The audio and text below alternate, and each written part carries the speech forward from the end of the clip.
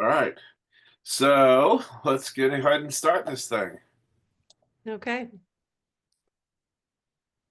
Well, hello. We're a little early tonight, so if you were thinking about we're coming at 7, we're a little early. Sorry about that, but this will be recorded so you can see it later anyway. Today, this is Fisher's History Chat. I'm Jim Morgan. I'm the president of the Fisher's History Society, which basically means that I missed a meeting and got elected to that. So anyway, so today we have Jennifer Towsley, and she is very, very deeply immersed in the whole Revolutionary War world and time frame. So we met with what I do for a living is we do like online auctions and estate sales and stuff like that with Caring Transitions. I just literally just come wheeling in from an appointment. Um, but we met at one of our auctions is where this originally started off. But so Jennifer, tell us who you are, what you do, and some of these crazy interests of yours. Sure. Yeah, it's a little bit eclectic, isn't it? So, my name's Jen Towsey. I started my career as an educator. I've always been a kind of a history nerd with a specific interest in American history. Over time, let's see, we were living here and then we moved to Los Angeles. I got involved in the entertainment industry, so started working on films and TV shows and that kind of thing. On crew and worked my way up into a producer position at one point. And then we turned around and came back to Indiana. And at that point, I had already published a book on how Thanksgiving became a national holiday. And so I was doing a lot of public speaking with that particular topic. And then I started getting more involved in the living history around this area too. Obviously, we have a lot of F&I stuff going on around here. We have Civil War, and of course, we have the American Revolution. We're one of the states that things happened in the American Revolution, although a lot of people don't know that. So my specific interest is more in the material culture. I figure the guys have the military stuff covered pretty well. So I like to talk about home life. I like to talk about the clothing, the foodways, and really, oh, even taverns. Taverns is a big topic of interest for me too, because it's not like what we think it is today. So yeah, it's kind of a little bit all over the place. So the short version of that is I'm an author, I'm a speaker, and I'm a living historian, and I kind of go all over the place these days. In fact, I just got back from Mount Vernon this weekend. I'm Oh, getting cool. ready for another big event in downtown Indianapolis in a couple days. So Yeah, that's always one of my favorite places. Next time you go back, you let me know, and I'll have you get me some George Washington whiskey there. For that, it's the Elevation Wyatt is about burning. So oh yeah. yeah, Yeah, I definitely can do that. I'm there 3 to 4 times a year, like clockwork. there you go. So yeah, it's it. When I found out that they had found his recipe, it's a rye whiskey, and that they were actually some of his still equipment. He was the largest whiskey distiller in the United States during his lifetime, about 10,000 gallons a year, which is quite a bit. And so I was really tickled out. So we got some. I'm out of it now, but I just got the original kind. He didn't usually put it in barrels, so it was just clear. Okay, Mhm. but that was but and it's not as bad as I thought it was going to be. So it was actually pretty good. So It's really interesting, and they do actually a tasting tour there. I'm friends with the distiller there because that's one of my interests. So yeah, so I'll be happy to pick some up for you sometime. But yeah, it's a really interesting piece of history. yeah, I was very tickled that they're doing that there. So the only problem is you have to go there to get it, and that's a All right. Or you have a friend that goes there. there you go. That works. Last time I got it was my son was going to be there, so that's kind of how There that you worked out. go. But yeah. Well, I've got a friend that makes cherry bounce from an original recipe, and I make the Washington's eggnog. And so we kind of have this like weird bootlegging thing going on in the Eastern Seaboard. So. Well, if you don't have this already in your shelf, then you're going to want to put this. I always keep some Laird's Applejack Oh, in my yeah. pantry. Yeah. Laird's, they have been 9 generations with the last name Laird that have been distilling in New Jersey, and Applejack is what really basically was the main currency for like Indiana settling the Northwest Territory, and That's right. that's the story of John Chapman, or what we know as Johnny Johnny Appleseed. Appleseed, yeah. He really wasn't a nut with a thing on his head. He was a land speculator, and he'd get out in front of people, plant apple trees because they would be a food source and a revenue source because then they would do Applejack whiskey, and that's so. But Laird's, one of the Lairds actually was under Colonel Washington during the French Indian Wars Oh, okay. and brought some of their family's recipe. Washington fell in love with it, and he got the recipe, and he used to actually make it on at Mount Vernon as well. There you go. I didn't know that, but Yeah, I do know about the apples, just apples, and then the hard cider as currency. I can't tell you how many wills I've looked at where, like, the apple orchard would be left to one child, but the other kids have access to X number of trees. yeah. Yeah, yeah, it's real interesting. It was because it was not spoiled. You could that's Right. how they could protect that revenue. So it Right. was Well, and you were getting fiber, you were getting calories, you were mm, getting, it all was, the stuff. yeah, So good now stuff.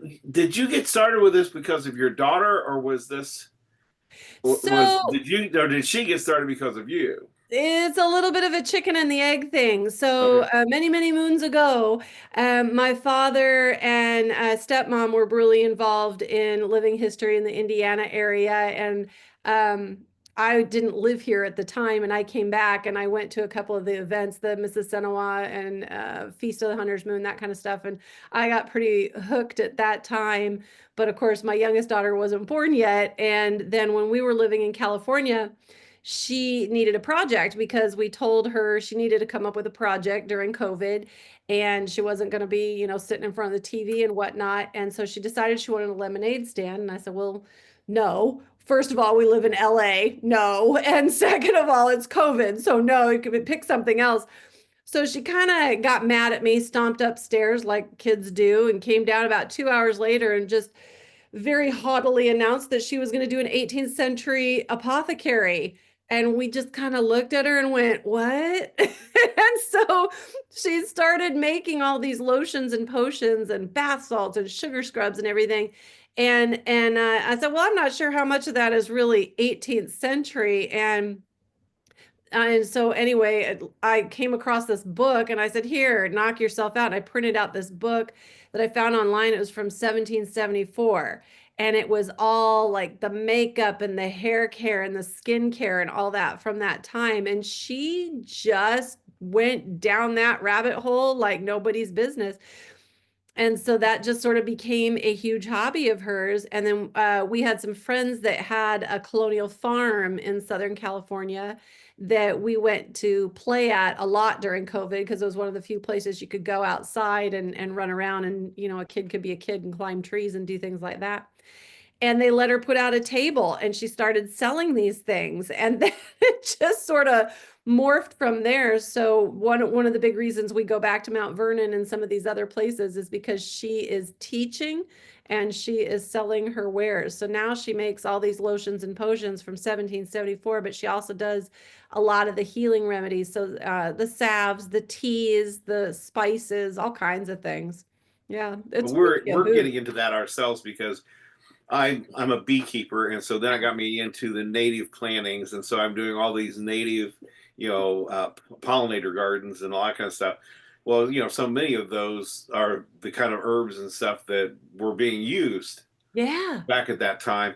And so now my wife's starting to get into all these lotions and potions and trying to figure out what she can do with all these things, right? So we're playing that game as well. Oh, well, she can come over. We've got kind of a colonial-esque garden out back, and she grows a lot of the stuff. And I grow a lot of the heirloom seeds that I have been either gifted or collected from different places. So I've got several of Washington's plants out there. I just put a Oh, couple that's awesome. this morning. Yeah, it's really cool. Yeah. Yeah. Well, very good. Well, so you have a little shindig. I know we have a short time with you today because you're prepping for this shindig. I got a lot So going on. tell us about this thing that's coming up. Sure. So this is the second annual Colonial Fair. So this is being put on by the Daughters of the American Revolution, of which I am a member. And my chapter is the Carolyn Scott Harrison chapter, and it is on Illinois Street. We have a chapter house, and it actually backs up to the governor's mansion. So that can kind of give you an idea of where we're located. And we are turning the grounds into an 18th century village We're calling it Middletown, and the year is 1775. So last year, we really worked to bring voices that you might not have heard to life. And so we had a lot of historic interpreters show up last year, like Phyllis Wheatley, or we did have Mrs. Washington. We had Deborah Sampson, Billy Flora, and Polly Cooper, who are all patriots of minority groups or patriots of color. And that was a really big hit. So this year, the theme is Lexington and Concord, since we just celebrated the 250th of that. And so we're going to kind of explore how the tensions rise and how easily it happens. So the best compliment we got last year was people felt like they really walked back in time. Indiana puts on some amazing living history events. We really do. But they all tend to be sort of vendor centric, or they tend to be battle centric, which is great. We do it very well. This one is an experiential kind of thing. So there will be no battles or anything. It's all, every single tent is a hands-on history moment. So there's a few that are demo only, but most of them are hands-on. What does that mean? You get to sort the wool, spin the wool, weave the wool. You get to dye things with natural dyes, like what we were just talking about. You get to meet different people. Like we've got a buck skinner. Probably won't be sharing his buck skinning because it's really messy and gross. Right. But it's really cool to watch, and he'll let you touch things and everything. So yeah, it's a little bit different. Well, very cool. So now, when is this? This is going to be Friday and Saturday, and we're located at 4635 North Illinois Street. And Friday is homeschool day. And we have at least 650 kids coming at last check for Friday. And Saturday is open to the general public. And all the information is on colonialfair.org. Colonialfair.org. Yes, sir. Okay. So, and there's a bunch of booths and all that kind of stuff. Now, are there things you're buying, or is there things you're playing with, or is this, All of the above. I mean, we've got all kinds of games, sit-down games in the tavern and outdoor games outside. Lots of activities and crafts. We've even got where you get to make your own wax seal. And then, yeah, all kinds of things going on. There's now this is on the grounds of the Benjamin Harrison House? No, this is in the chapter house. So it's close to the Benjamin Harrison House, but no, this is the chapter house for DAR. Okay, I guess I thought they were, because we've been to the Benjamin Harrison House we used to go there. Well, we try to go there every Christmas because it's really fun to go, around Christmas time. And they always have, information about Carolyn and stuff, and of course being the first president of DAR and all that kind of stuff. So the first chapter. Look at you knowing all that stuff. Hey, I'm a nerd. What can I say? So I am appalled that the Indiana educational system has not educated people on Carolyn Harrison. Right. When you look at her as a first lady, what she did in 3.5 years or whatever before she died in the White House, she was a player, So, it was like she was the first lady ever to speak in public because she spoke at the convention for the DAR. Okay. Right. She was the first president of the DAR. She joined the DAR because she was trying to bring the North and South together because we both had the common history of the Revolutionary War. Yep. She saved the White House. They were going to tear it down because it was in such bad repair, but she had just overseen the building of the Harrison Mansion. Mm-hmm. So she basically general contracted saving the White House. She's the first one to curate all the goodies there, all the plates, all the stuff like that at the White House. That's right. What she accomplished was, and then, she was one of the suffragists, things that she additionally, which blew me away, is Johns Hopkins University wanted her to be a spokesperson for them for fundraising. She turned them down and then decided that she would do it only if they admitted women to the medical school, which they did. I forgot about all of that. Wow. But she did all this in 3 years. And she was a formidable China painter. Yep. In her spare time. First person to bring a Christmas tree into the White House. That's right. First person to stand up for the national anthem. Yep. So We like to Layton's a think we're player, making her proud with this. I hope huh? we're making her proud with this. Yeah. So you go. Well, like I said, though, but it was so cool. But we found this out. I just happened to have a really good tour guide at the Benjamin Harrison House one time that started telling us about all that stuff, and I'm like, oh my god, how did we not know this? Then of course I had Right. to, I had to nerd out and find books. So there's not a lot of them to choose from. But Well, there's going to be some more. I believe there's another exhibit coming up that's going to showcase more of some of the things that she has accomplished.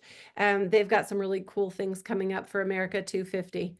So, to me, the people in Indiana should know about their first one of their oh, first ladies too. absolutely. Yeah. Yes, So. absolutely. Well, this is very cool. I'm very excited about your program coming up. I'm looking forward to having you back on and doing other things as well. I'm trying to make sure to give you plenty of time to get back to your Yep. stuff here.